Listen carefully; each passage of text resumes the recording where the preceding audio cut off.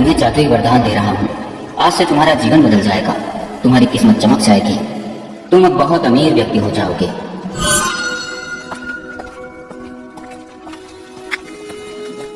पुत्र दयाशंकर।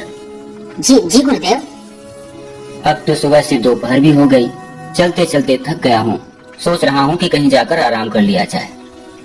ठीक है गुरुदेव, लेकिन इस जंगल में आराम करना सुरक्षित नहीं है। हाँ, तुम ठीक ही कह रहे हो, यहाँ पर सुरक्षित तो नहीं है। चलो किसी के घर में चलते हैं और वहीं पर विश्राम करते हैं।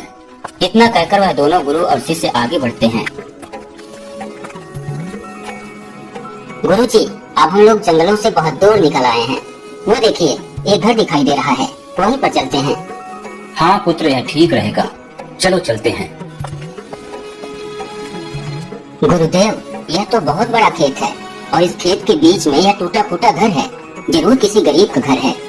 शिष्य की ऐसी बातों को सुनकर गुरु मुस्कुरा देते हैं और कहते हैं, पुत्र, अब तो प्यास भी बहुत तेज की लगी है, चलो उसी घर में चलते हैं और पीने के लिए पानी मांगते हैं। उस घर के पास जाकर गुरु ने उस घर का दरवाजा खटखटाया।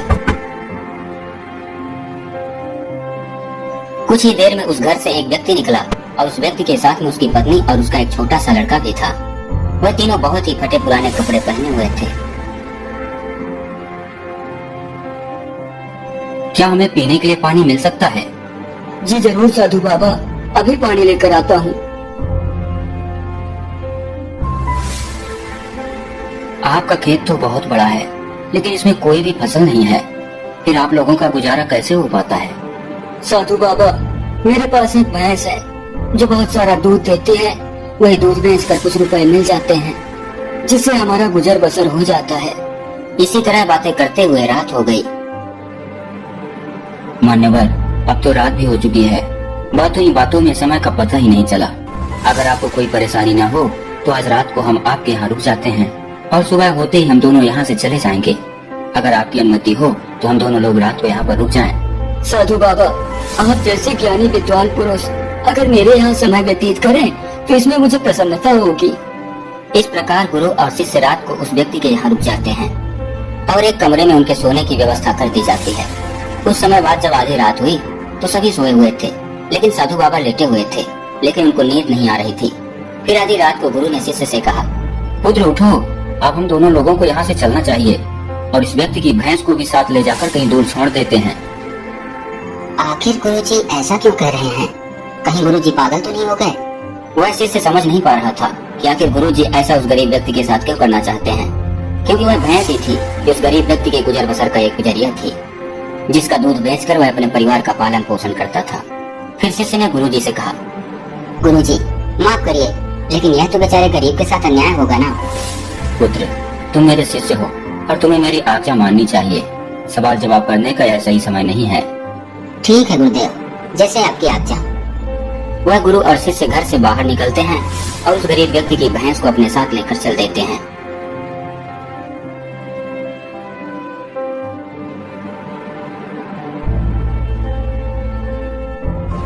गुरुजी, अब हम लोग तो उस घर से बहुत दूर निकल आए हैं। इस भैंस का क्या करें? पुत्र, इस भैंस को अब यहीं पर छोड़ देते हैं और फिर अपने निज निवास की ओर चलते हैं। वह लोग उस भैंस को ऐसी जगह ले जाकर छोड़ देते हैं जहाँ से वह भैंस दोबारा उस घर में ना जा सके और उस गरीब व्यक्ति को वह मिल भी ना सके। लेकिन शिष्य की समझ में अब भी कुछ नहीं आ रहा था कि गुरुदेव ने उस बेचारे गरीब के साथ ऐसा क्यों किया।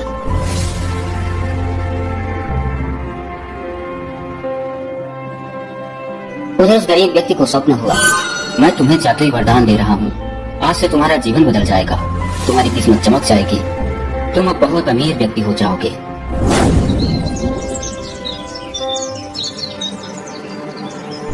अरे भाग्यवान, उठो, हमारे घर साधु बाबा के रूप में भगवान आए हुए हैं।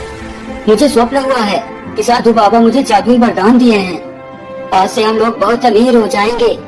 उठो, चलो साधु बाबा के पैर पकड़ लेते हैं, उनकी सेवा करते हैं। इतना कहकर वह पति पत्नी उस कमरे में आते हैं जहाँ गुरु और शिष्य ठहरे हुए थे, लेकिन वहाँ पर उन्हें कोई भी नहीं मिलता। सुनिए जी, लगता है कि हम दोनों ने अरे मेरी अकल घास चरने नहीं गई। अरे हिप्नोटाइज नहीं हुआ? मैंने तुम्हारा सब कर्जा माफ कर दिया है। मैं तुम्हें अपने हाथों से रोज समोसे खिलाऊंगा। थोड़ा पहले हिप्नोटाइज नहीं हो सकते थे? अरे ये तो कमाल का लॉकेट है, इससे तो किसी को भी हिप्नोटाइज कर सकते हैं। बॉस, झटका के पास हिप्नोटाइज करने वाला लॉकेट है।